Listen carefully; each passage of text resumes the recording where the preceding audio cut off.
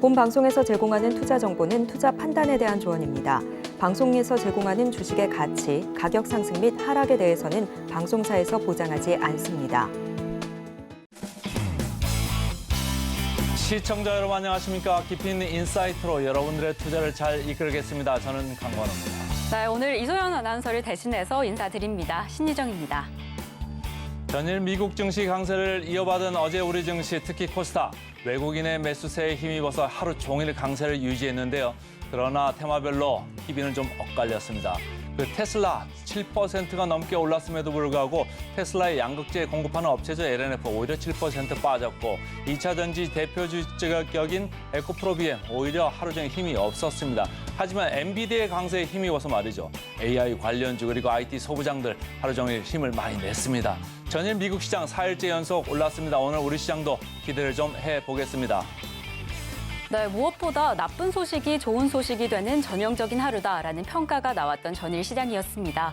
어찌 보면 민간 고용지표, 시장의 예상치를 하회하면서 악재일 수 있었던 소식이었는데요. 그래도 금리 인상의 가능성을 낮추면서 지수 상승을 견인했습니다.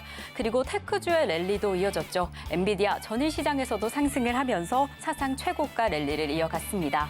이러한 상승의 흐름, 오늘 우리 시장에는 어떠한 영향을 미치게 될까요? 오늘 저희와 함께 끝까지 하시면서 더 단단한 투자 전략 이어가시면 좋을 것 같습니다. 자, 그럼 8월의 마지막 거래일, 우리 시장도 증시팔도 화이팅입니다. 화이팅! 계속해서 미국 시장 그리고 암호화폐 시장 함께 알아보는 순서입니다. 오늘도 더 드림 에센스의 정혜성 전문가 함께하겠습니다. 안녕하세요.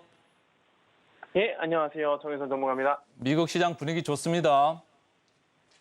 네, 오늘도 전반적으로 좀 괜찮은 흐름을 보여줬던 그런 미국 시장이었습니다. 눈에 띌 정도로 크게 상승을 하지 않았지만은 이제 강보합권에서 잘 마무리가 됐고요. 이제 나스닥이 이제 3대 지수 중 제일 크게 상승한 걸로 봐서 이제 기술주 중심의 상승장이었다. 이렇게 보시면 될 것 같습니다. 자, 오늘 시장이 이렇게 상승을 한 데에는 이제 지표가 이 ADP 민간 고용 지표가 한몫했습니다. 오늘 8월 ADP 취업자 변동지표가 발표가 됐는데 8월 민간 부분 고용이 전월보다 17만 7천 명이 증가를 했다고 합니다. 그런데 시장 예상치는 20만 명이었거든요. 이 예상치를 하회하면서 지금 고용시장이 예상보다 빠르게 둔화하고 있다고 이렇게 풀이가 된 것 같습니다. 자, 여기에다가 오늘 2분기 GDP 성장률 잠정치도 발표를 했는데 이전에 발표된 속보치와 예상치를 모두 밑도는 2.1%로 발표를 했습니다. 예비치 속보치 같은 경우에는 모두 2.4%였는데 지난 1분기 성장률인 2%와 비슷하다는 수준으로 하회를 한 거고요. 사실 경제 성장률이 떨어진다는 게 좋은 거는 아니지만은 시장에서는 좋게 반영된 것 같습니다. 아까 말씀드렸던 이 ADP 민간 고용 지표나 GDP 성장률이 안 좋게 나오면서 오히려 이 페드의 추가 긴축 위험을 좀 낮춘다고 시장은 좀 판단을 하고 있거든요. 따라서 지금 이제 페드워치를 오늘도 보시면은 제가 엊그제 방송에 나왔을 때는 이 페드워치를 봤을 때 금리 인상을 할 수 있다는 가능성이 좀 더 높았거든요. 근데 이게 다시 한번 역전을 한 상황입니다. 그때 방송에서도 말씀드렸지만은 제가 말씀을 드렸지만 이 추가 긴축은 어려울 것 같다. 인플레이션 지표들이 점점 낮춰져 오고 있으니까 어려울 것 같다고 말씀드렸는데 지금 그런 모습들 계속해서 보여주고 있고 따라서 연말까지는 이렇게 앞으로 나오는 지표들에 이제 좀 시장이 민감하게 반응을 할 가능성이 높다고 보여지고요. 이번 주에 발표되는 이제 개인 소비 지출 그리고 이 PCE 지표나 이 8월 고용 동향 보고서 등을 좀 주목할 필요가 있겠습니다. 이번에 근원 PC 지표 같은 경우에는 4.2% 상승할 것으로 예상치를 잡고 있고요. 특히 이 고용 동향 보고서에서는 실업률이나 신규 고용 이런 것보다는 시간당 임금, 시급 이 상승률이 조금 줄어들어줘야 시장에 좀 긍정적인 반응을 가져올 거라고 보고 있고요. 그리고 요즘 운전하시는 분들 이 기름값 때문에 좀 어질어질하시죠? 앞으로 더 오를 전망이니까 정신을 꽉 붙들어 매시길 바랍니다. 지금 국제유가가 연일 좀 급등을 하고 있는데 저번에 이제 주요 산유국들이 감산을 한 효과가 이제 본격적으로 나타나고 있는 것 같습니다. 이제 원유 수요가 뭐 급증한 것도 있고, 그리고 방금 말씀드린 것처럼 주요 산유국들이 감산을 하면서 공급이 줄어드는 것도 지금 영향이 좀 있을 뿐더러 이 원유 재고까지 지금 점점 줄고 있다는 소식에 가을 이후에도 이 유가 상승 기조가 계속 이어질 거라는 전망이 나오고 있다라는 말씀까지 전달을 해드리도록 하겠습니다.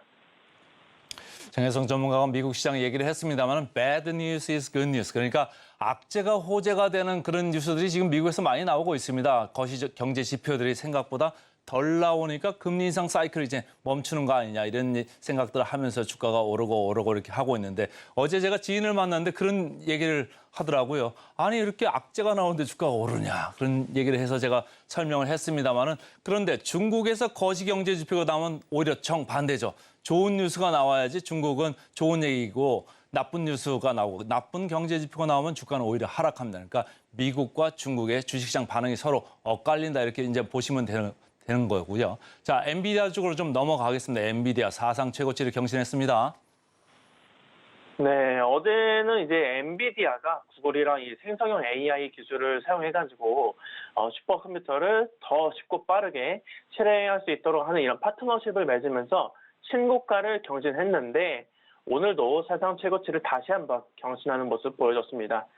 시총도 오늘은 1조 2천억 달러를 돌파를 해버렸고요. 증권사들에서도 지금 계속 이 엔비디아의 목표가를 상향 조정하고 있습니다. 아무래도 이 AI에 사용되는 이 반도체 칩을 거의 90% 가까이 시장에서 점유를 하고 있다 보니까 주목을 많이 받고 있는 거기도 하고요. 그리고 이 H100이라는 그래픽 처리 장치가 개당 5천만 원이 넘는 가격에도 불구하고 시장에서 좋은 평가를 계속 받는 걸 보면은 앞으로 이 엔비디아 주가는 우상향하는 흐름이 계속해서 나와주지 않을까 이렇게 생각을 하고 있습니다. 자, 그리고 오늘 애플 주가가 2% 가까이 올랐죠. 뭐 여기에는 어제 애플이 이제 아이폰 15 시리즈를 9월 12일 날 공개하겠다고 밝힌 점이 주가 상승을 좀 견인을 했었는데 이와 더불어서 오늘 좋은 소식이 하나 더 있었습니다. 애플이 곧 선보일 이 비전 프로 헤드셋에서 좀 적용되는 이 AR 글라스 있잖아요. 이 AR 글라스를 차량에도 적용하기 위한 이런 특허 신청을 했다고 합니다. 따라서 애플이 향후 이제 출시할 이 자율주행 차량에서는 뭐 계기판이라든지 RPM이라든지 이런 것들을 차량 앞 유리를 통해서 이제 보관할 수 있다는 좀 기대감에 오늘 주가 상승에 좀 힘을 실어줬고요. 이번 9월 12일에 아이폰 15 시리즈를 공개함과 동시에 관련된 언급을 좀 해주지 않을까 이렇게 생각을 하고 있습니다. 자, 그리고 베트남판 테슬라라고 불리는 이 빈페스트가 지금 연일 급락하고 있습니다. 뭐 빈페스트는 나스닥에 상장한 지 좀 2주도 안 돼서 600% 넘는 이런 급등세를 보이면서 뭐 GM, 포드, 스텔란티스 같은 이런 자동차 기업들의 시가총액을 뛰어넘다가 지금은 너무 거품이다라는 평가와 함께 연일 급락하는 중입니다. 특히 이제 폭스바겐이 지난해 830만 대의 차량을 팔았는데 빈페스트는 불과 2만 4천 대밖에 팔지를 못했고 실적도 적자를 계속 겪고 있어서 지금 주가가 너무 고평가돼 있다라는 시선이 계속 받고 있다는 이슈까지 전달해 드리도록 하겠습니다. 아까 그 애플 얘기하면서 그 차트를 한번 다시 보고 싶은데 말이죠. 애플이 이제 9월 12일이죠. 이제 아이폰 15 출시를 앞두고 있어가지고 주가가 조금 올라가는 거였다가 플러스 해가지고 AR 증강현실 이쪽 관련되는 이슈까지 지금 붙은 것 같은데 우리나라도 관련주들이 있죠. 뭐 LG이노텍도 있고 제가 지난주에 말씀드렸습니다만 BH도 있고 자화전자도 있고 관련주들이 최근에 많이 빠졌었다가 조금 힘을 좀 회복을 하고 있는데 여러분들도 같이 좀 지켜봐 주시면 좋을 것 같고요. 자, 비트코인 쪽으로 가볼까요? 비트코인 시장 어땠습니까? 어제 비트코인이 이제 다시 한번 크게 쏘아 올려준 이후에 지금은 약간 좀 소강 상태에 들어가 있는 상황입니다. 아무래도 호재가 좀 부족하기 때문이겠죠. 제가 지속적으로 좀 말씀을 드리고 있는데 시장이 완전히 상승세로 돌아서기 위해서는 이 투심을 회복시킬 수 있을 만한 이런 좋은 이슈들이 나와줘야 합니다. 물론 이 어제 그레이스 케일이 SEC와의 소송에서 승소를 통해 가지고 비트코인 현물 ETF가 이제 승인이 될 가능성이 높아짐에 따라서 크게 반등을 했지만은 이건 사실 어느 정도는 이제 모두가 예상하고 있는 상황이었거든요.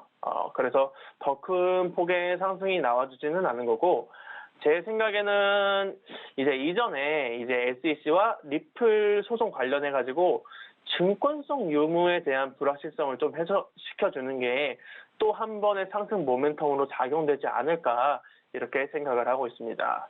자, 어쨌건 지금 시장은 뭐 좋다고만 할 수가 없는 게 대부분의 투자자들이 이제 비트코인이 상승해가지고 막 우와 하고 막 기대하셨을 텐데 수익을 내신 분들은 아마 많지가 않을 거예요.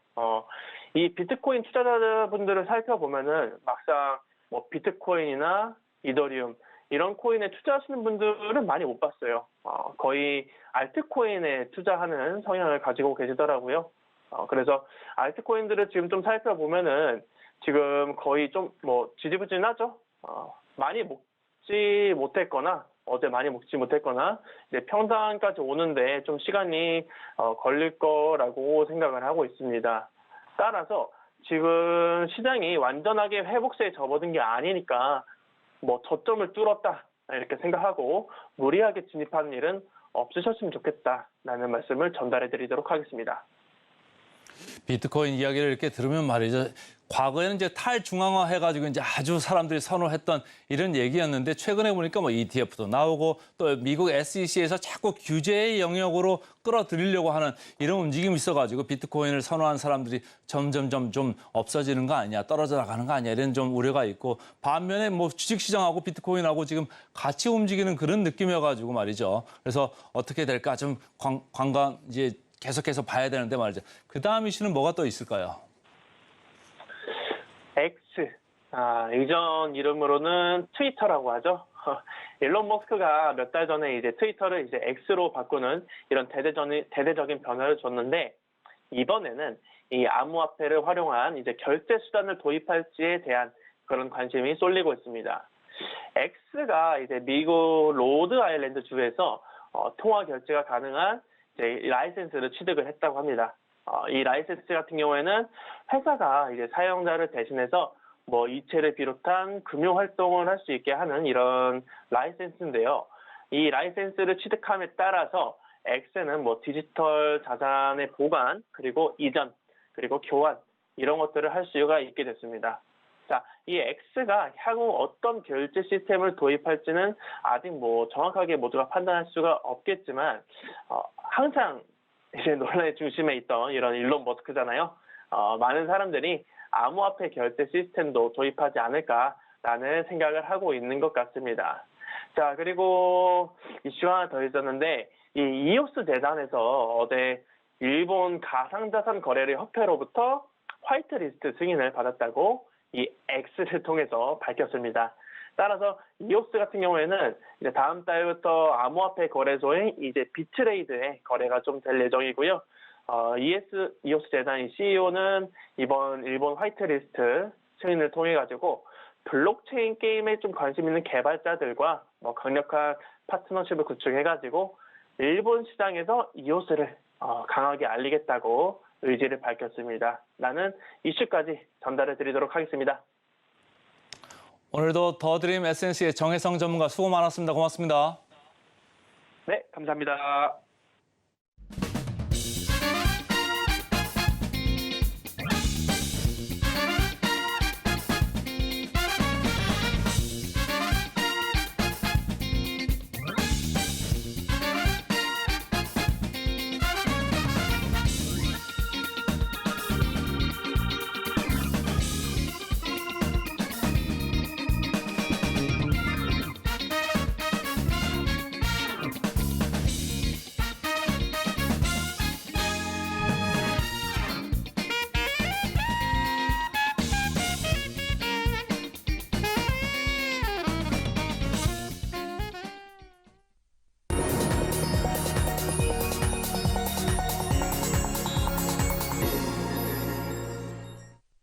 네, 강관우의 증시팔 오늘의 일면 시간입니다. 장 시작 전에 이 전문가의 시선으로 오늘의 시장을 분석해보고자 합니다. 오늘은 어떤 뉴스를 살펴볼까요? 헤르메스 스탁의 김시은 팀장님과 함께합니다. 팀장님 어서 오세요. 네, 안녕하세요.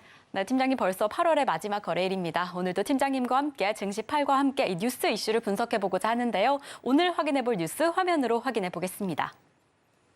네, 오늘 저희가 살펴볼 이슈는요. 아까 잠시도 또 언급해 주셨다시피 바로 애플입니다. 애플이 내달에 이 새로운 스마트폰이죠. 아이폰 15를 공개하겠다라고 밝혔고요. 이에 조금 더 주목해야 할 점은 이 프리미엄 격돌, 프리미엄 폰에 대한 경쟁에 뛰어들겠다라고 좀 밝혔는데요. 이 부분이 정말 가시화된 탓인지 어제 시장에서 애플이 2%대 가까운 상승폭을 그려냈습니다. 그리고 무엇보다 최근에는 이 1020 사이에서 이 애플에 대한 브랜드 이미지가 너무 올라간 탓에 특히나 국내 시장 수요에 대한 기대감이 더 높은 상황인데요. 그래서 우리 팀장님과 함께 체크해 보도록 하겠습니다. 팀장님, 오늘의 이슈는 좀 어떻게 보실까요? 지금 시장에서 보면은 미국 같은 경우는 애플 주가도 오르고 오늘도 시티 쪽에서 목표 주가 매수 의견 내놓으면서 긍정적인 모습 나왔습니다. 그런데 아직까지 국내 증시에서는 아이폰 신제품 관련했을 때 큰 이슈가 없고 언급이 많이 안 되고 있어서 지금 오히려 이럴 때 관심 있게 봐야 하지 않을까라고 보고 있고요. 관련 내용을 조금 더 살펴보면은 9월 12일에 애플이 신제품을 출시하는데 통상적으로 9월에 애플이 아이폰 신제품을 출시를 하고 다양한 기기 같은 경우에도 신제품 내놓기 때문에 이런 부분에 조금 더 집중해 볼 필요가 있다. 특히 22일부터 판매가 될 예정이고 국내 같은 경우에는 10월에서부터 판매가 시작된다라고 보시면 좋을 것 같습니다. 우리가 이런 뉴스를 봤을 때 좀 눈여겨볼 점, 그러니까 주목해야 하는 점이 그래서 이전 모델과 뭐가 다른 것인지, 그래서 아이폰이 얼마나 더 많이 팔릴 수 있을 것인지에 대해서 조금 더 보시면 좋을 것 같은데 크게 두드러지게 달라진 점은 USB-C 타입으로 적용이 된다면 기존의 8핀에서 C 타입으로 변경이 되기 때문에 관련했을 때 어떤 기업이 수혜를 받을 수 있을지에 대해서 조금 더 주목해 보시면 좋을 것 같고, 두 번째로는 폴디드 줌이 적용이 된다는 점입니다. 기존의 아이폰 사용하신 분들 같은 경우를 보면은 후면 카메라가 좀 갑툭튀 현상이 나와요. 좀 튀어오르는 현상이 나오는데 폴디드 줌이 적용되면은 갑툭튀 현상은 좀 사라지고, 하지만 줌은 6배까지 지원이 된다.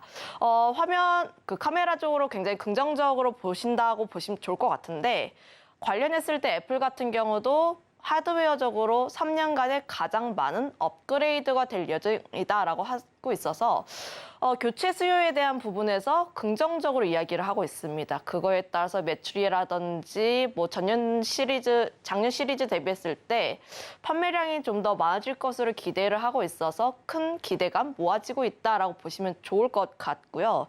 특히 아이폰이 9월 달에 새로 출시가 되면서 프리미엄 라인대에서는 삼성과 좀 맞붙고 있습니다. 아무래도 프리미엄 시장 같은 경우는 삼성과 애플이 양분을 하고 있다고 보시면 좋을 것 같은데, 지금 시장 점유율을 한번 봤을 때 삼성전자가 20%, 애플이 16%이긴 해요. 애플이 16%이기 때문에 점유율적으로 봤을 때 애플이 살짝 뒤처지는 모습을 보여주고 있긴 하지만, 삼성전자 같은 경우는 A 시리즈가 좀 보급형으로 굉장히 많이 풀리기 때문에 프리미엄 단에서는 사실상 애플이 우위를 점하고 있다는 점을 보면은 그 점에 있어서 삼성과 프리미엄에서의 대결을 진행하고 있다 하더라도 애플이라는 브랜드, 그리고 애플이 가지고 있는 프리미엄 단에서의 그 매력을 보면은 하반기에는 애플이 더 승자를 가지지 않을까 보고 있어서, 관련했을 때 애플 관련 이슈를 보고 우리 증시에서 어떻게 흘러갈지 조금 더 관심 있게 봤으면 좋겠습니다.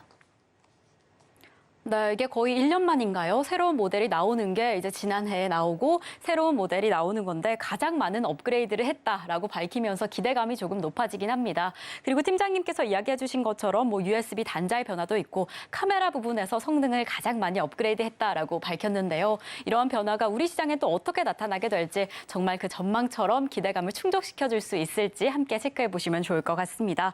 자, 그럼 팀장님, 오늘의 키워드는 어떻게 잡아주셨을까요? 전 신제품 효과로 잡아줬는데 애플에서 신제품을 낸다 하면 옛날에는 우와 하면서 시장이 굉장히 뜨겁게 환호했었던 적이 있는데 점점 해가 갈수록 그 효과가 조금씩 낮아지고 있긴 하지만 애플은 애플입니다.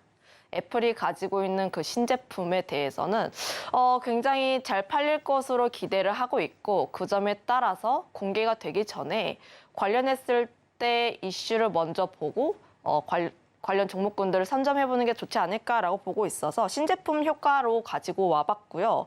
우선적으로 애플이 신제품을 출시를 하는데 시장이 그렇게까지 반응을 안 하는 이유가 약 두세 가지 정도가 있습니다. 우선 첫 번째로 아이폰이라는 시장이 있기 이전에 스마트폰에 대한 시장 전체로 봤을 때는 아직까지 침체기 있다는 점.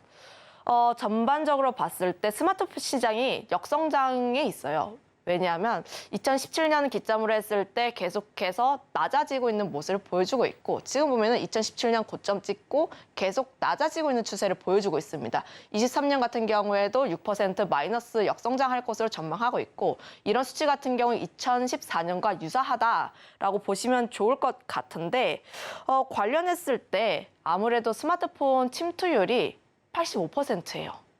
이미 살 사람들은 다 샀다. 교체 수요에 대한 부분밖에 없기 때문에 앞으로 스마트폰에 대한 성장 우려는 계속 지속될 수밖에 없다라고 보여지고 있고 두 번째로는 중국 쪽에서의 수요가 안 나오고 있습니다. IT에 대한 수요가 계속 나오기 위해선 중국 쪽에서의 회복세가 먼저 나와야 하는데 아직 중국이 먼저 회복을 한다 올해 초부터 이야기가 나오고 있음에도 불구하고 아직 회복세가 두드러지게 나오고 있지 않다는 점이죠. 물론 하반기 애플이 출시를 하고 그리고 그 프리미엄 IT 쪽에 대한 수요가 확인이 된다면 IT 전반으로 했을 때 긍정적인 훈풍이 불 수 있지만 아직까지 현 시점에서는 중국 시장이 그렇게 좋지 않다는 점은 스마트폰 시장이 좋지 않다고 보시면 좋을 것 같고 거기다가 요즘 하드웨어가 굉장히 잘 만들어져서 보통은 2년이면 교체를 하는데 망가지지 않고 있다 보니까 한 3년, 4년 쓰시는 분들이 많아지고 있어요. 그래서 교체 주기가 조금 더 길어지게 되면서 전반적인 스마트폰이라는 시장 자체는 점점 침체가 되고 있다. 그래서 아이폰 같은 경우가 주목을 크게 받지 못하고 있다고 보시면 좋을 것 같은데 하지만 세부 내용을 조금 더 들여다보면 프리미엄 라인은 계속해서 성장하고 있습니다. 지금 사진을 한번 보시면 스마트폰 출하량이 전체 시장 내에서 차지하는 비중 자체가 계속 늘어나고 있는 추세를 보이고 있고 파란색 선입니다. 파란색 선이 19년 기점으로 했을 때 계속해서 올라가는 모습 보여주고 있고 특히 $1,000 이상 되는 비중 자체가 계속 커지고 있기 때문에 지금 소비자분들 같은 경우에는 애매한 중저가 라인보다는 그러니까 프리미엄 라인 때 고가 모델에 대한 선호 현상이 계속해서 나오고 있다라고 보시면 좋을 것 같습니다. 특히 데이터상으로 봤을 때 프리미엄 라인을 가지고 있는 애플 쪽에서의 판매량도 두드러지게 나왔다라고 보시면 좋을 것 같은데 다음 사진 한번 보도록 할게요. 지금 상반기 스마트폰 판매량 수치인데 1등부터 4등까지가 애플입니다. 특히 1등과 2등 같은 경우는 프로와 프로 맥스, 고가 라인이죠. 근데 판매량 상반기 1등입니다. 그만큼 프리미엄 단에서의 수요가 계속 나오고 있다고 보시면 좋을 것 같고 6위부터 9위까지가 갤럭시인데 5위부터 9위까지가 갤럭시인데 6위인 S23 제외하고는 고급형인 A라인인 점을 보면은 여전히 프리미엄 단에서의 수요가 계속 나오고 있고 그리고 프리미엄 쪽에서 강자인 애플 같은 경우는 계속 성장을 하고 있다라고 보시면 좋을 것 같아요. 그래서 지금 애플이 신제품을 출시를 하고 그리고 많은 분들이 관심을 가지기 전에 이런 내용을 보고 한번 관심 있게 보는 게 좋지 않을까라고 보여지고 있고 기존의 애플 같은 경우도 보면은 목표 주가가 계속 올라가고 있습니다. $200 이상의 모습들을 보여주고 있고 오늘도 목표 주가 관련했을 때 긍정적인 모습들 특히 애플이 3분기 실적을 발표하고 나서 주가가 굉장히 많이 빠졌어요. 주가가 급락을 많이 했다고 보시면 좋을 것 같은데 하지만 애플이 신제품을 출시를 하게 된다면 이라는 가정을 붙이게 되었을 때 앞으로의 매출단에서의 긍정적인 효과가 더 나올 수 있다 이렇게 전망을 하면서 이런 부분에 더 관심 있게 보시면 좋을 것 같다는 말씀 드리겠습니다. 그리고 애플이 가지고 있는 브랜드 효과에 대해서도 얘기를 하고 싶은데 사실 논리적이진 않아요. 논리적이진 않은데 애플이면 애플이 가지고 있는 브랜드 효과가 굉장히 큽니다. 특히 예전에는 뭐 지금은 팬덤이 조금 약해지긴 했지만 예전에는 뭐 특정 팬덤을 지칭하는 용어도 생겼을 만큼 애플을 좋아하시는 분들이 굉장히 많은데 아이폰을 판매를 하면은 그거에 맞춰서 에어팟도 사야 되고 그거에 맞춰서 헤드셋도 사야 되고 그거에 맞춰서 노트북도 사야 하고 워치도 사야 하다 보니까 그 생태계에서 살 수밖에 없습니다. 그런데 애플을 사용하시는 분들 같은 경우가 꾸준해요. 제 10대 때 사용하셨던 분들 보면은 대다수 20대에도 사용을 하시고 30대에도 사용하는 효과가 나오고 있는데 최근 들어서 그 잘파 세대라고 하죠. 10대와 20대 초반 쪽에서 애플에 대한 선호 현상이 두드러지게 나오고 있습니다. 이런 현상이 저는 국내에서만 나오는 줄 알았더니 전 세계, 특히 미국 쪽에서도 그렇고 중국 쪽에서도 그런 효과가 나오고 있다고 하더라고요. 특히 보도된 내용들을 보면은 조금 자극적이긴 합니다만 애플을 사용 안 하면 왕따를 당한다 이런 내용이 있는데 조금 공감이 갔습니다. 뭐 어떻게 보면은 특히 여자분들 같은 경우는 친구들끼리 사진 얼마나 많이 찍어요. 사진 많이 찍는데 그 카카오톡으로 보내기는 용량이 너무 많고 하다 보니까 그 친구들은 에어드랍이라 그래가지고 이제 애플끼리 이제 실시간을 보내는 게 있어요. 그런 거를 굉장히 많이 활용을 하다 보니까 애플이라는 쪽에서 락인 효과가 계속 나올 수밖에 없다. 그리고 그 10대 때 아이폰을 사용한 분들이 20대에도 사용을 계속 하고 있고 특히 10대에 갤럭시라든지 다른 기기를 사용한 분들 아무래도 부모님이 많이 사주다 보니까 갤럭시 쪽을 많이 사용을 하는데 그 분들이 20대에 넘어가면 한 절반 정도가 아이폰으로 넘어간다는 통계가 있더라고요. 그만큼 애플이 가지고 있는 브랜드 효과가 굉장히 크게 나오고 있고 특히 애플이 젊은 층 대상으로 뭐 연예인이라든지 마케팅 굉장히 활용 많이 진행을 해서 그 부분에서의 뭐 기대감도 계속 나오고 있다. 물론 이것에 대한 수요가 당장 아이폰 신제품에 대한 수요로 나오진 않아요. 나올 가능성이 그렇게 좀 이제 아이폰 신제품에 대해서 판매량이 나올 수는 있죠. 근데 그렇게까지 큰 영향을 가지 않을 텐데 하지만 중장기적으로 봤을 때 젊은 세대들이 아이폰을 선호하는 현상이 계속 나타난다면 이들이 주력 소비 세대가 되었을 때도 아이폰을 선호할 현상이 굉장히 심해질 수 있다는 점을 보면 아이폰 같은 경우는 중장기적으로 괜찮지 않을까 이렇게 보고 있습니다.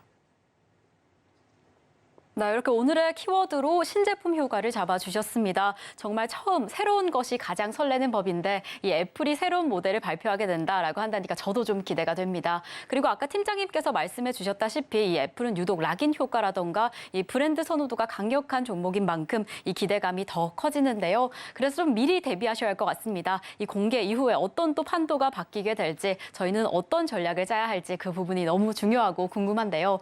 네, 팀장님 그럼 이 부분이 가장 중요한 부분이죠. 우리 투자자분들, 시청자분들이 어떤 종목을 조금 더 집중해 보시면 좋을까요? 사실 아이폰 신제품에 대한 기대를 한다면 애플을 사는 게 맞아요. 그렇죠. 애플을 사는 게 맞는데 하지만 조금 더 탄력적인 면에서 보게 된다면 국내 투자도 굉장히 좋은 선택이다라고 보고 있고 특히 뭐 9월 12일에 공개가 되기 전까지 기대감이 유효하기 때문에 그 전에서의 투자가 굉장히 용이하다고 보고 있습니다. 특히 애플 관련 종목군들 같은 경우에는 국내에서 몇 개가 없는데 이런 종목군들의 특징을 보게 된다면 지금 주가가 바닥권 라인에 있고 그거에 따라서 지금 접근하기에도 굉장히 유리한 위치에 있다라고 판단을 하고 있습니다. 거기다가 실적적인 측면을 봤을 때 애플 관련주들의 특성이 보통 애플에 대한 매출비들이 굉장히 높아요. 그래서 매출이 상반기에는 좋지 않았는데 하반기에 아이폰 신제품이 출시가 되면서부터 3분기는 살짝 좋아지고 4분기부터는 폭발적으로 좋아질 것이다라는 내용들이 계속 나오고 있습니다. 이런 부분에 대해서는 저는 어제도 LG이노텍 관련했을 때 리포트가 나왔고 그리고 아이폰 애플 관련했을 때도 월가에서 이야기가 계속 나오고 있기 때문에 관련 내용에 대한 부분은 계속해서 이슈가 될 것이다라고 보고 있어서 애플 부품사 같은 경우를 계속 관심 있게 봐야 한다고 보고 있습니다. 그중에서 뭐 많지는 않아요. 관련주가. 더구전자, 뭐 BH, LG노텍 이런 쪽으로 보시면 좋을 것 같은데 LG노텍보다는 BH라는 종목이 조금 더 탄력적으로 움직이지 않을까라고 보고 있습니다. 이제 PCB 사업을 좀 주력으로 진행을 하고 있는데 2017년부터 애플의 공급을 진행을 하고 있고 관련했을 때 북미 쪽에 대한 매출, 그러니까 애플 쪽에 대한 매출 비중이 50% 이상입니다. 그만큼 애플 쪽에 대한 비중이 굉장히 높다라고 보시면 좋을 것 같은데 관련했을 때 아무래도 아이폰 좀 출시를 하게 되면서 호실적을 기대를 해볼 수가 있겠고 아무래도 신제품이 많이 팔리면 팔릴수록 동사의 뭐 매출이라든지 영업이익 단에서 큰 폭의 성장이 나올 수가 있다 보니 이런 부분에서 조금 더 긍정적인 역할을 할 수 있다라고 보시면 좋을 것 같고요. 특히 OLED 쪽에 대한 부분이다 보니까 애플이 그동안 이야기가 많이 나왔던 게 노트북이라든지 태블릿 쪽에 OLED 적응초를 확대를 하겠다는 내용이었어요. 물론 이 내용이 상반기 그러니까 3월, 4월에는 이야기가 굉장히 많이 나왔다가 점점 뒤로 갈수록 이야기가 쏙 사그라지긴 했지만 이 점을 좀 염두를 해본다면 BH 같은 경우도 중장기적인 성장이 가능하다라고 판단을 하고 있습니다. OLED 패널 같은 경우가 기존에는 스마트폰이라든지 일부 쪽에만 국한이 되었다면 태블릿이라든지 노트북 굉장히 다양한 방면으로 활용이 될 것으로 전망하고 있고 그리고 이야기를 했다시피 애플을 사시는 분들이 스마트폰만 사진 않아요. 태블릿도 사야 하고 노트북도 사야 됩니다. 저도 갤럭시 유저인데 태블릿은 애플 거 쓰거든요. 네, 그런 부분을 보게 됐을 때 앞으로의 그 중장기적인 성장세도 기대를 해볼 수 있다는 점을 보면은 BH 같은 경우는 좀 계속적인 성장이 나오지 않을까라고 보고 있습니다. 물론 애플향 매출 비중이 굉장히 높다는 점을 좀 유의를 해보시면 좋을 것 같긴 하지만 지금 차트상으로 한번 봤을 때 박스권 하단 라인에 있어요. 박스권 하단 라인에 있고 지금 고개를 살짝 들어서 올라가려는 위치에 있다 보니까 이벤트를 앞두고 지금 접근을 하기에도 굉장히 괜찮다 이렇게 보시면 좋을 것 같습니다. 그 다음에 보실 종목으로는 LG노텍을 가지고 왔는데 카메라 모듈이라든지 기판 이런 쪽에 대해서 사업을 영위를 하고 있어요. 보통 애플이 뭐 신제품을 출시를 한다, 무엇을 한다라고 하면 LG노텍이 가장 큰 수혜를 받는 종목이긴 합니다. 물론 무겁긴 해요. 무거워서 탄력적으로 봤을 때 조금 덜 나온다는 단점이 있긴 하지만 가장 크게 수혜를 볼 수 있는 종목이라는 점에는 뭐 말할 그 종목이다라고 보시면 좋을 것 같고 특히 이 기업 같은 경우에는 BH보다 애플에 대한 매출 비중이 더 높다는 점. 상반기만 봤을 때 애플에 대한 매출 의존도가 약 75% 거의 애플 향이다라고 보시면 좋을 것 같습니다. 관련했을 때 폴디드 줌 관련했을 때 단독 공급에 대한 이슈가 있기 때문에 이번에 좀 카메라에 대해서 긍정적인 이슈가 나오게 됐을 때 그 부분에서 크게 부각이 될 가능성이 높다는 점. 특히 폴디드 줌 같은 경우는 기존의 카메라 모듈보다 단가가 굉장히 높습니다. 보통 뭐 새로운 기술이 나왔을 때 그걸 접목을 하면 단가가 굉장히 높기 때문에 LG노텍 같은 경우는 뭐 보다 더 높은 마진을 남길 수 있다라고 보시면 좋을 것 같고 거기다가 뭐 비전 프로라든지 굉장히 다방면으로 VR이라든지 AR 이런 쪽에서 카메라 모듈이 좀 더 들어가기 때문에 앞으로의 중장기적인 점에 대해서도 기대를 해볼 수 있다는 점. 애플이 지금 가지고 있는 신성장 모멘텀이 아이폰이 아니라 비전 프로라든지 VR 새로운 기기에 대해서 기대감을 많이 가지고 있기 때문에 그런 점에서도 주목을 해본다면 LG 이노텍 역시 중장기적인 모멘텀을 가지고 있다고 보시면 좋을 것 같아요. 아이폰이라는 이슈가 있을 때 아이폰이라는 부분에서만 보는 게 아니라 다른 섹터와 함께 접목이 될 수 있는 모멘텀이 무엇인지를 함께 찾는 기업이 조금 더 안전하다는 생각을 하고 있어서 이런 부분에 조금 더 집중을 해보시면 좋을 것 같고요. LG노텍도 지금 차트의 모양을 봤을 때 BH랑 비슷합니다. 박스권 하단 라인에서 지금 머리를 들고 올라오고 있어요. 물론 LG노텍도 상반기 매출이 안 좋았고 하반기부터 매출이 좋아질 것입니다. 3분기 같은 경우도 컨센을 조금 하회할 것이지만 4분기 같은 경우가 폭발적으로 매출이 늘어난다고 보시면 좋을 것 같아서 이런 종목은 중장기적으로 보시면 좋을 것 같은데 위치적으로도 굉장히 매력적이긴 하고요. 하지만 지금 당장의 뭐 탄력적인 수익보다는 조금 더 길게 바라보는 게 더 좋지 않을까 이런 말씀을 드려보도록 하겠고 그리고 모멘텀적으로 부각받을 수 있는 종목으로 신화콘텍이라는 기업을 가지고 왔어요. 사실 그렇게까지 뭐 애플과 관련이 있는 기업은 아니에요. 애플과 관련이 있는 기업은 아닌데 국내에서 유일하게 USB 세계 국제 규격 인증을 보유했다는 내용이 부각이 되면서 좀 부각이 되고 있습니다. 애플 관련했을 때. 아무래도 애플이 신제품 출시를 하게 되면서 USB-C 타입으로 변경하다 보니까 관련했을 때 어떤 종목이 수혜를 받을까? 이런 내용이 나돌면서 신화콘텍이 부각을 많이 받고 있는데 이건 좀 확인해 볼 요인이긴 한데 지금 애플이 USB-C 타입을 바꿨을 때 이제 애플에서 판매를 하는 C 타입이 아니면 그 고속 충전이 안 된다는 내용이 있습니다. 조금 애플이 야가 빠졌다고 생각이 될 수 있는데 신화콘텍 같은 경우에는 그런 내용에 따라서 주가의 흔들림이 많이 나올 수 있다는 점. 특히 뭐 애플과는 크게 관련이 없기 때문에 단순 그 테마적으로 접근해 보시면 좋을 것 같긴 한데 하지만 요즘 뭐 테마에 대한 장세가 계속 나오고 있고 특정 종목에 대한 수급 쏠림이 계속 나오고 있기 때문에 이런 점을 보게 됐을 때 신화콘텍 같은 경우는 공개 전에 단기 트레이딩으로는 가능하다 이렇게 판단하고 있습니다.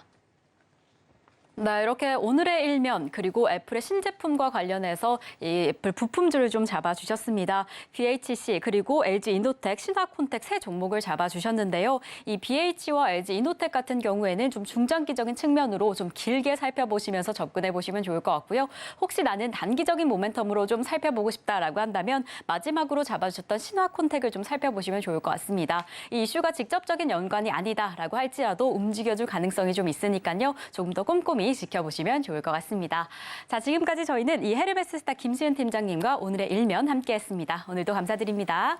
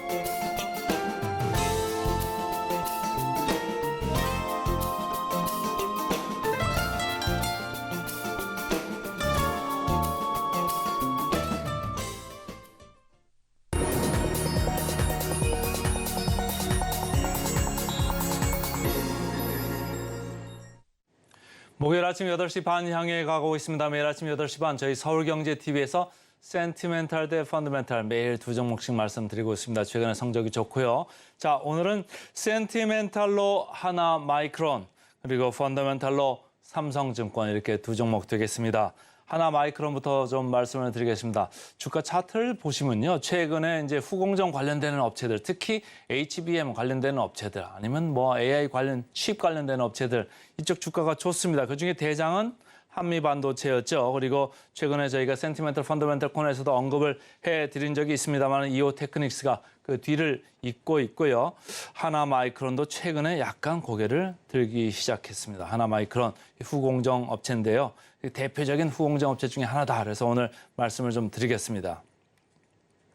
이베스트 증권에서 나온 리포트 제목 중에는 국내 최대 오사트를 향해서 가고 있다. 이렇게 하나마이크론을 평가를 하고 있습니다. 오사트라고 하면 이제 외주 인가공 계약을 해가지고 이쪽 후공정 쪽에서 이제 이 업무를 하는 건데 최근에 보면은 이 하나마이크론은 브라질 그리고 베트남에서 매출 비중이 점점 더 커지고 있습니다. 특히 베트남에서는 SK 하이닉스 전용 라인을 갖다 이제 가동을 하고 앞으로도 가동할 라인은 이제 더 있습니다만은 전용 라인을 가동하면서 점점 베트남 비나의 그 매출 기여도가 좀 커지고 있다 이렇게 보시면 되고 패키징 35% 매출 비중입니다. 그리고 테스팅도 한 18% 정도 하는 이 후공정 업체입니다. 그래서 비나 하이닉스 전용 라인을 이제 22년 하반기에 가동해가지고 이제 2분기에 흑자전을 했습니다. 그동안 이제 초기니까 감가상각비나 여러 가지 초기 비용들이 많이 감안이 되죠. 이제 흑자전을 했고 3분기, 4분기 가면서 계속적으로 괜찮을 수 있다 이렇게 보시면 되고 또 다른 이제 두 번째 동도 이제 가동에 들어갑니다만은 여기도 초기에는 조금 비용 요인 때문에 낮겠죠. 그러나 이제 내년부터는 실제적으로 매출, 수익성 전체적으로 그 기여도가 많이 높아진다. 그러니까 베트남 이쪽을 보자 이런 얘기예요. 또 탄탄대로의 그 이상의 비나를 기대해도 된다. 2분기는 조금 안 좋았다. 베트남이 안 좋은 게 아니고 브라질 쪽에 H이죠. 고가 웨이퍼를 미리 사놓은 게 좀 비싸게 사놓은 게 있어서 그게 부담이 됐다. 이제는 이제 재고 부담이 없습니다. 그러니까 3분기, 4분기 가면서 이제 브라질 쪽에서는 뭐 이익성이, 수익성이 좀 좋게 나올 수 있다. 이렇게 보시면 되고요. 본사 매출은 여전히 뭐 삼성전자가 감산한 이 영향권, SK 하이닉스도 마찬가지죠. 이 영향권에서 크게 벗어나지는 못하고 있다. 하지만 베트남 쪽에서 이쪽 본사 쪽에서 지금 안 좋은 거를 상쇄하고도 남을 정도로 이제 비나가 지금 하고 있고 앞으로는 더 많이 더 그 보충을 할 수 있다 이런 얘기를 하는 겁니다. 차트 보시면 말이죠. 최근에 주가가 바닥을 치고 이렇게 슬금슬금 올라가고 있습니다. 아주 강력하게 오르는 건 아니지만은 어쨌든 슬금슬금 올라가서 제 레이더에 잡혔다 이렇게 보시면 되는데 외국인하고 기관이 이틀째 쌍끌이 매수를 하고 있습니다. 왜 쌍끌이 매수를 하고 있을까요? 아까 차트를 보여드렸습니다만은 후공정 업체 중에서 뭐 한미 반도체도 그렇고 이오테크닉스도 그렇고 주가가 쭉 올라가고 있는데 HBM 쪽에 관련되는 이런 수요도 많습니다만 그런 수요가 많기 때문에 또 외주 가공업체는 또 나름대로의 수요가 일어나고 있다 이런 걸 좀 생각하는 사람들이 많은 것 같습니다. 역사적 밸류 밴드로 보시면요. 이미 고점 왔다가 조금 내려와 있습니다만 여전히 그 고점 부분에 있습니다. 그래서 높은 부분에 있는데 최근에 분위기가 조금 좋아지고 있다 이렇게 생각을 하시면 되겠습니다. 밸류를 보시면 이 회사 고유의 밸류를 좀 보겠습니다. PER로 금년 예상 실적 대비해서는 좀 높이 보입니다. 35.7이죠. 아무래도 삼성전자 하이닉스 감산 영향 때문에 물량이 줄었던 부분이 EPS, 그러니까 주당 순이익이 좀 내려가면은 PER은 역수기 때문에 오히려 커집니다. 35배. 그러나 내년 가면은 비나 쪽에서 기여도가 높아진다고 하면 이 수치는 훨씬 더 떨어질 수 있겠죠. 그러니까 하반기 가면서 이제 전체적으로 D램 그리고 B메모리 이쪽도 수요가 좋아질 거다 이런 생각을 하면서 슬금슬금 지금 들어오는 거고요. PBR로 봤을 때도 하나마이크론 PBR 3.1입니다. 그래서 전체적으로 이 PER, PBR로 봤을 때 IT 이 소부장 중에서 중간 정도는 지금 하고 있다. 이렇게 이해를 하시면 좋을 것 같습니다. 목표 주가 보겠습니다. 목표 주가 계속 25,500원 선에서 머무르고 있네요. 그래서 상승 여력은 23% 정도 남아 있습니다. 그러니까 분위기 좋을 때 보시면 좋을 수 있는 센티멘탈 주식으로 오늘 하나마이크론을 먼저 말씀을 드렸습니다. 그다음에 이제 펀더멘탈 말씀드리겠습니다. 펀더멘탈 오늘은 삼성증권입니다. 뜬금없이 뭐 증권주냐 이렇게 말씀을 하실 수도 있는데 제가 어제도 이제 장중에 말씀을 드렸습니다만 이제 날씨가 좀 바뀌고 있죠. 좀 차가운 바람이 이제 슬슬 시원한 바람에 들고 있을 때는 이제는 또 배당주 하는 얘기들이 많이 나오기 시작할 겁니다. 10월 달, 11월 달 가면 배당도 투자해야 됩니다. 계속 얘기를 할 건데요. 그때는 이미 배당주는 높이 가 있을 겁니다. 지금보다 상당히 높이 가 있을 건데 지금 이제 배당을 좀 보면서 좀 투자를 슬슬 발동을 걸기 시작할 때입니다. 자, 금융주 평균보다 삼성증권이 뭐 높았었는데 최근에 이쪽 전 고점을 지금 벗기려고 하고 있습니다. 왜 올라갈까요? 전체적으로 조금 걱정을 많이 했었죠. 채권 수익률이 지금 계속 올라가니까 채권 평가 손실이 좀 많고 PF에 대해서 걱정하는 분들이 많죠. PF에 대해서 생각하는 분들이 많았었는데 이제 PF에 대한 부담도 좀 없어지는 것 같고 채권 이자 수익률 올라가는 것도 미국에서도 아까 말씀드렸습니다만 이제 9월 달에서는 이제 그 금리 상승 없다. 그러면 11월 가가지고 12월 가가지고 또 있을 거냐라고 했을 때 지금 반반 정도 나오는 거거든요. 그러니까 우리나라 금리 사이클도 이제는 거의 고점 부분에 오는 거 아니겠느냐 하면서 생각을 하는 사람들이 좀 많아지는 것 같습니다. 그래서 다른 금융주와 지금 차별적인 행보를 보이고 있습니다. 하나증권에서 나온 리포트를 보니까 여기서는 안정적이다, 실적도 그렇고 배당도 그렇고 안정적이다라는 거에 방점을 찍고 있습니다. 그래서 채권 평가 손익 있을 수 있습니다. 좀 금리가 올라가면 당연히 있을 수밖에 없죠. 그런데 채권 쪽만 빼고는 전 부분이 긍정적인 흐름을 보이고 있다 이런 얘기예요. 소매 부분에서도 최근에 거래 대금이 상당히 좋았고 최근에 조금 내려갔습니다만 어쨌든 여기서 생겨나는 위탁 수수료 수입이 좋습니다. 그리고 뭐 IB 쪽도 안정적으로 계속 들어오고 있고요. 아무래도 이제 구조금융 이쪽에서 뭐 구조화를 해놨기 때문에 안정적으로 들어오는 이 수익 구조입니다. 다만 채권 쪽에서 문제인데 채권 쪽은 이제 2분기, 3분기 지나가면서 오히려 하반기 가면서는 오히려 좋을 수 있다 이렇게 생각을 하고 있고요. 저는 제가 볼 때는 아주 좋은 것 중에 하나가 배당 성향이 높다 이런 얘기예요. 배당 성향이라는 것은 벌어들이는 순이익에서 나눠주는 배당이거든요. 배당 총액을 나눈 건데 30% 그러니까 벌어들인 거에 30%를 주주들한테 돌려주는 정책을 유지를 하고 있습니다. 그것에 따르면은 배당 수익률이 7%대는 나온다 이런 얘기예요. 자, 그다음 또 리포트는요. 배당 투자처로 분명한 매력이 있다 이런 얘기를 하고 있습니다. 아까 말씀드린 대로 소매 부분에서 위탁 수수료 뭐 괜찮다 이런 얘기고 부동산 PF 걱정을 많이 했습니다만은 건전성을 유지하고 있고 충당금을 충분히 지금 쌓아 나가고 있다. 다른 은행들도 마찬가지라고 제가 지난번에 그래서 ROE 10%대 ROE가 지금 예상이 되고요. 배당 수익률 마찬가지입니다. 7%대 얘기하고 있습니다. 배당 수익률 제가 그래서 쭉 좀 찾아봤습니다. 우리금융지주 어제 우리가 방송 중에 얘기를 했죠. 9.9% 얘기했고 지난번에 저희가 기업은행도 뭐 배당주 9.8% 이렇게 얘기를 했습니다만은 삼성증권 7.3%입니다. 어제 종가 기준으로 7.3%고요. 다른 은행주보다도 상당히 높다, 안정적이다 이렇게 생각하실 때는 배당주를 한번 볼까 이런 생각도 하실 필요가 있을 것 같습니다. 미래에셋증권 뭐 금융감독원에서 다시 조사를 들어간다고 하는데 배당 수익률을 찾아보니까 3.6%입니다. 제가 좀 너무 낮은 거 아닌가 그래서 다시 한번 봤습니다만 3.6% 맞습니다. 그래서 삼성증권 7.3% 배당 수익률 상당히 높은 수준입니다. 차트 보시면 말이죠. 차트가 쭉 이렇게 7월 중순 이후에 쭉 이렇게 올라오고 있는 분위기인데 여기는 외국인 기관이 3일째 사들어오고 있습니다. 외국인 기관이 사들어오고 있고 어제 거래량 좀 보실까요? 거래량이 최근 거래량보다 상당히 이렇게 툭 튀어나왔죠. 거래량이 좀 많이 지금 늘어난 가운데 양봉이 위로 이렇게 올라가면서 고개를 들었습니다. 그래서 전고점을 지금 벗겨내는 이런 분위기가 나오고 있다. 이쪽에서 좀 주목을 하실 필요가 있습니다.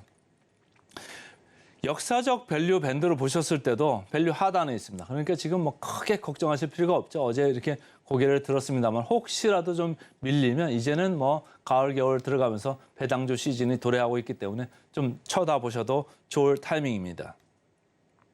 PBR 보겠습니다. 아까 저희가 그 ROE라는 걸 얘기할 때 10%대 ROE는 나오고 있다고 말씀을 드렸죠. 근데 이 삼성증권 0.49의 PBR입니다. ROE 대비해서 반 정도밖에 안 하는 지금 PBR입니다. 그러니까 상승 여력이 더 있다고 보셔도 되고 물론 이 ROE에 대비해서 뭐 은행주들은 지금 3분의 1 정도밖에 안 합니다. 삼성증권은 반 정도는 쳐주고 있네요. 어쨌든 PBR이 낮은 수준입니다. 지금 목표 주가 보니까 4주 전부터 올라오기 시작합니다. 4주 전에 45,000 초반선에 있다가 이제는 47,700원 선까지 왔네요. 그래서 상승 여력 22% 남아 있습니다. 그래서 오늘은 그 센티멘탈로 하나마이크론, 펀더멘탈로 삼성증권 두 주식 말씀을 드렸습니다. 네, 오늘의 증시팔 핵심 내용입니다. 뉴욕 증시 간밤 시장에서도 상승을 하면서 4일 연속의 상승세 보여줬는데요. 이 민간 고용 지표가 둔화 있음에도 불구하고 이 금리 인상의 완화 가능성으로 보여지면서 상승세 이어갔습니다. 그리고 이제 오늘 시장에서 좀 이슈로 꼽히고 있는 부분 바로 애플인데요. 애플의 신제품이죠. 아이폰 15가 내달에 공개된다라는 소식이 전해지면서 이 부분 우리 증시에 어떠한 영향을 미칠지 좀 체크해 보시면 좋을 것 같습니다. 그리고 오늘의 센티멘탈 종목으로 하나마이크론, 펀더멘탈 종목으로 삼성증권 잡아주셨습니다. 네, 저희는 잠시 후에 증시 9로 돌아오겠습니다. 시청해주신 여러분 고맙습니다.